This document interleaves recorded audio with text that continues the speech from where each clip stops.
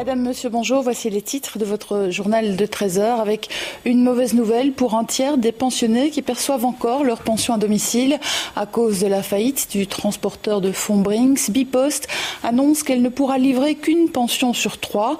L'entreprise publique explique qu'elle recherche activement un nouveau transporteur de fonds sans fixer de délai.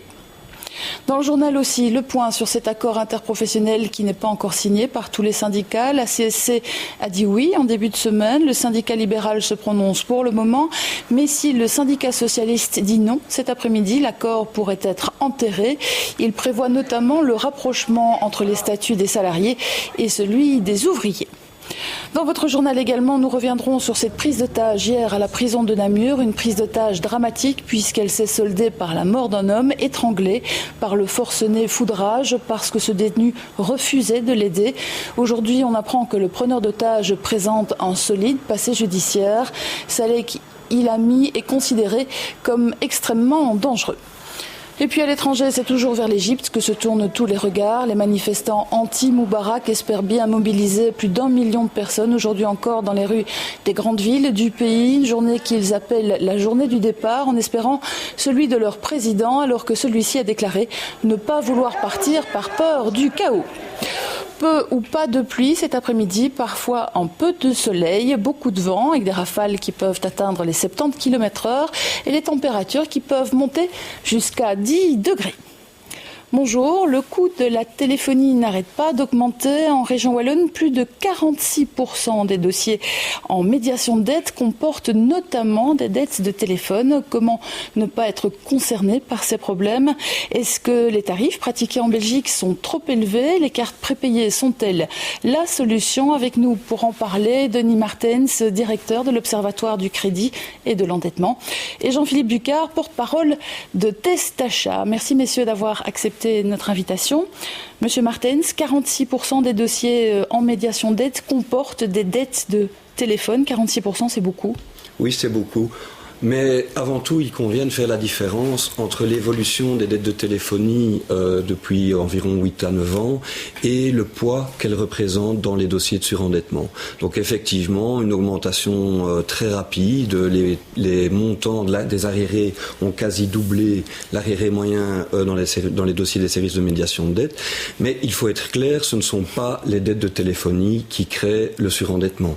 En réalité, le surendettement est composé d'un certain nombre de dettes, les dossiers de tas de dettes différentes, et le poids moyen que représentent les dettes de téléphonie est bien inférieur à ce que peut représenter des dettes liées au crédit ou à d'autres dettes non liées au contrat de crédit. Ça veut dire que le consommateur commence par s'endetter avec autre chose et puis les dettes de téléphone se rajoutent aux dettes précédentes?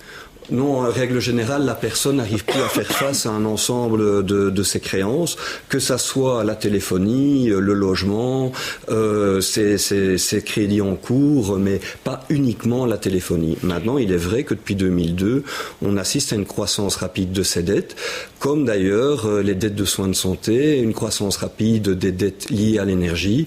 Donc on voit qu'en fait, la personne ne sait plus faire face à l'ensemble de ses créances. Le ménage est confronté à des difficultés multiples. Alors concernant les dettes de téléphonie, c'est en moyenne 902 €. Oui, c'est énorme comme montant. Ça a doublé quasi depuis 2002, mais vous devez savoir que ça a doublé aussi pour les dettes de soins de santé, ça a doublé aussi pour les dettes d'énergie, et là on atteint des montants qui peuvent arriver à 1 500 € en moyenne ou 2 000 € d'arriérés dus. Quant au crédit, vous pouvez multiplier par 10, par 15, et je ne parle même pas des crédits hypothécaires. Donc, effectivement, il y a un phénomène inquiétant qui est certainement lié aux habitudes de consommation. La technologie de la téléphonie mobile a extrêmement évolué ces 10 dernières années. Donc les habitudes de consommation des personnes qui sont en défaut de paiement ne sont pas réellement différentes de celles de tous les citoyens. Donc il n'est pas étonnant de retrouver une accélération de ce type de dette dans les dossiers. Et ça va encore s'amplifier, vous pensez ? Je pense que si effectivement des mesures ne sont pas prises pour clarifier des choses sur le marché de la téléphonie mobile, tous les consommateurs risquent d'avoir effectivement plus de difficultés à payer leurs factures. La reprise économique n'a pas encore touché les ménages qui sont avec les revenus les plus bas. On le voit via les chiffres qui ont été publiés récemment par la Centrale des crédits aux particuliers. Les défauts de paiement concernent surtout des personnes qui ont des défauts de paiement en crédit multiples. Le surendettement concerne surtout les familles monoparentales, les familles isolées et les faibles revenus. Donc, à court terme, effectivement, on pourrait penser que ce type de dette continuerait à croître dans les dossiers de surendettement. Tout de suite, un premier commentaire, arrivé par Internet, c'est celui de Grégoire de Bruxelles. Quand on compare avec les prix à l'étranger, on voit très vite la différence. Les opérateurs belges sont très très chers. À quand des tarifications à un prix correct et des tarifs beaucoup plus lisibles pour le client? Alors, Jean-Philippe Ducard, est-ce que c'est vrai que les tarifs belges sont beaucoup plus chers que chez nos voisins? Poser la question, c'est y répondre. Et oui, donc la réponse est totalement affirmative. Dans nos comparatifs, notamment nos comparatifs avec les autres pays, nous constatons toujours des différentiels importants, tant en téléphonie mobile, mais aussi qu'en téléphonie fixe et en Internet. En pourcentage? Ça varie évidemment d'un profil à l'autre, mais on a des différences qui peuvent aller jusqu'à 20-25%, voire plus, sans aucun problème. Donc on a plusieurs problématiques abordées par la question du téléspectateur là-dedans. Le niveau des tarifs en Belgique, oui, ils doivent baisser de manière tout à fait drastique. Qui peut obliger les opérateurs? Le régulateur. Et nous avons une problématique en Belgique de tarifs d'interconnexion. Vous téléphonez d'un réseau à l'autre, vous payez un droit d'entrée pour entrer sur le réseau de l'autre opérateur que vous appelez.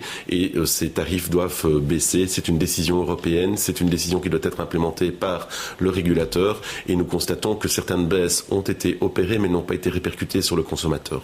Donc là, c'est déjà un élément. Ça veut dire qu'à l'étranger, prenons la France par exemple, si vous êtes client chez SFR et que vous téléphonez à Bouygues, il n'y aura pas de surtaxe entre il y aura sans doute un droit de passage, un droit de payage, mais qui est, par rapport à la France ou à d'autres pays comme les Pays-Bas, moindre, beaucoup plus élevé en Belgique qu'il ne l'est dans ces pays. Autre aspect, ce sont les SMS. Il ne faut pas négliger la consommation en SMS. Maintenant, en SMS, MMS et autres, là, les tarifs en Belgique sont aussi particulièrement élevés. Si on ne choisit pas en tout cas la bonne formule, et c'est le cas en Belgique, c'est que la plupart des consommateurs n'ont pas bien choisi leur formule d'abonnement ou leur carte prépayée par rapport à leur profil de consommation. Donc pour revenir au prix des SMS, un petit exemple, on sait qu'aujourd'hui les SMS en roaming, donc les SMS transfrontaliers, sont limités à 15 centimes, à 13 centimes pardon, et on en retrouve encore en Belgique à 15 centimes. Donc vous voyez le paradoxe qu'il y a, on a presque intérêt à envoyer son SMS de l'étranger en Belgique, de l'étranger vers la Belgique, plutôt que d'utiliser un tarif domestique. Donc c'est complètement aberrant. Et là aussi, on demande un plafonnement des tarifs des SMS. Il faut savoir que le SMS, la tarification du SMS, c'est une véritable vache à lait pour les opérateurs de téléphonie mobile. Ce téléspectateur parle de tarification plus basse, mais aussi de tarifs beaucoup plus lisibles.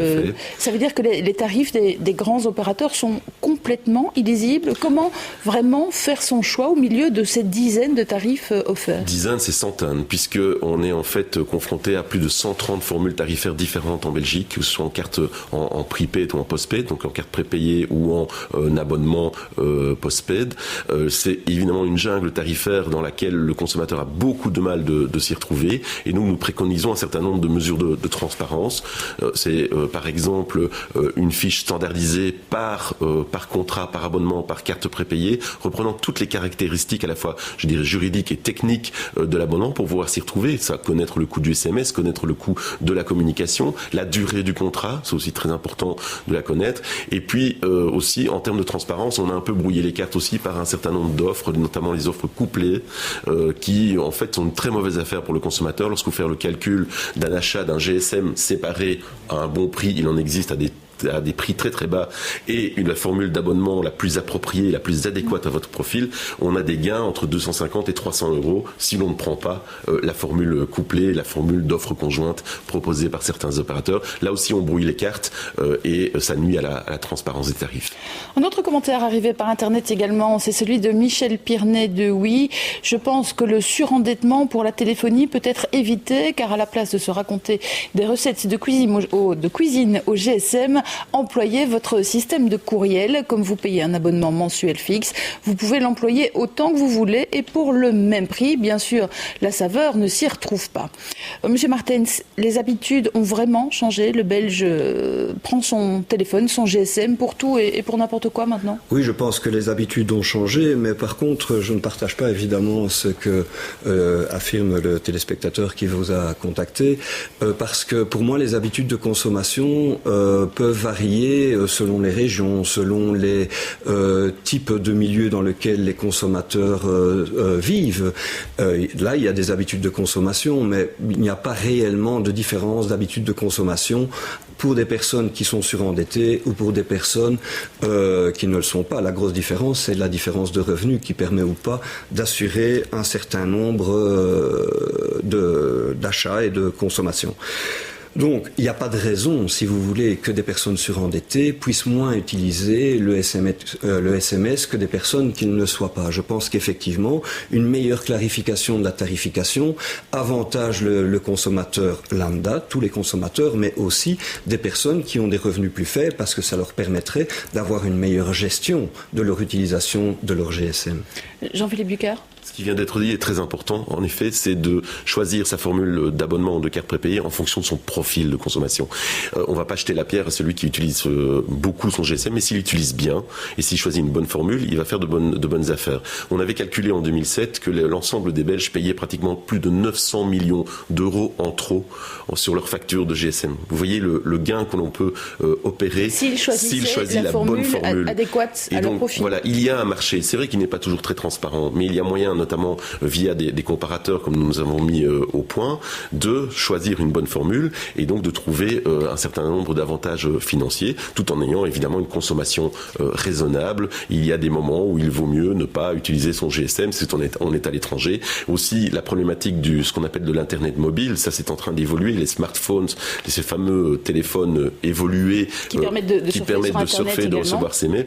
Aujourd'hui en Belgique c'est très cher et donc c'est vrai qu'une personne qui est déjà fragilisée et qui utilise ce type d'application risque fort de payer une note très salée et donc peut-être de se retrouver en difficulté de paiement. On nous a demandé également au 43 par SMS si on ne pouvait pas demander à l'opérateur qu'il limite lui-même nos dépenses via un abonnement. Est-ce que ça pourrait être une solution ? Il existe déjà des parades ou des mesures en la matière. Il est toujours possible de consulter notamment l'état de son crédit en un certain nombre de formules. C'est vrai qu'on pourrait le généraliser. On avait imaginé à un moment donné de pouvoir aussi afficher à l'écran la communication et le coût de la communication. Ça nous a été refusé par les opérateurs. Ils disaient que c'était une application technique impossible à mettre en œuvre, mais il existe déjà certaines parades et donc de toute façon il y a aussi, je dirais, la solution de la carte prépayée. Il existe des cartes prépayées à très bon prix sur le marché. Si on est par exemple un utilisateur passif, c'est-à-dire qu'on reçoit essentiellement des appels, c'est clair qu'une carte prépayée à 10 € vaut mieux qu'un abonnement où l'on paye 40 ou 50 € par mois. Monsieur Martens, la carte prépayée, pour vous aussi, c'est une des solutions pour éviter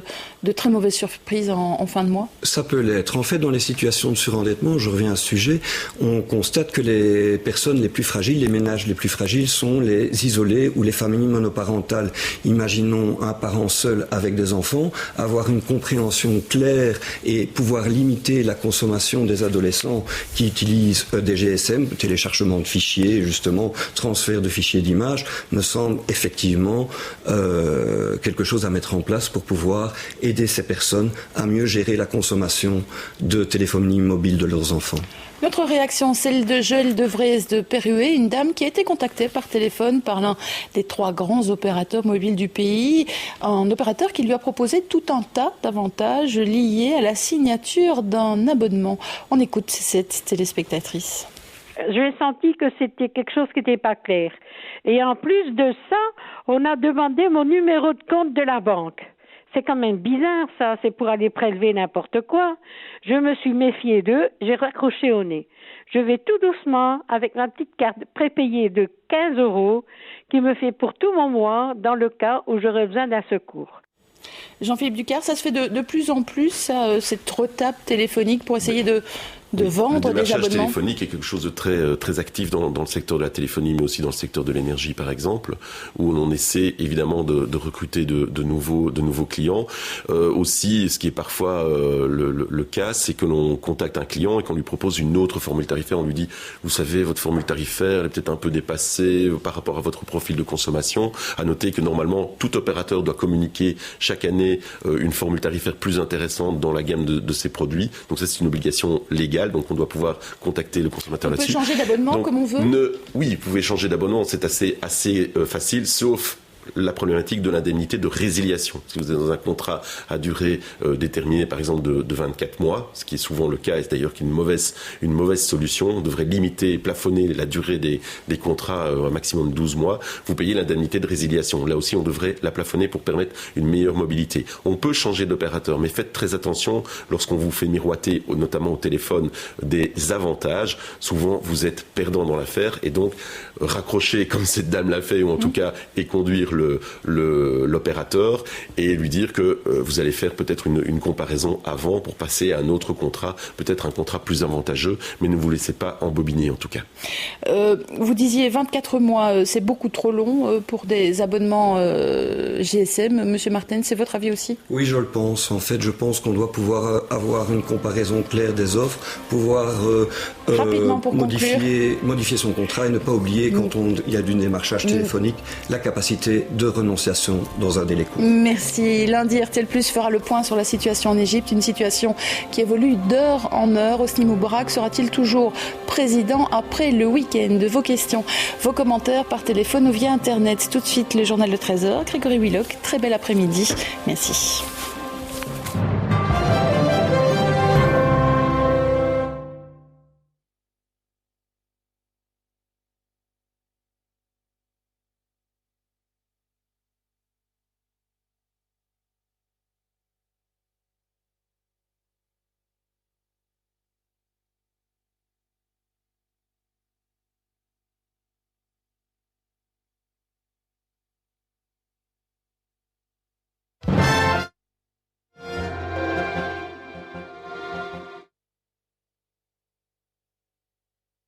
J'ai envoyé un SMS.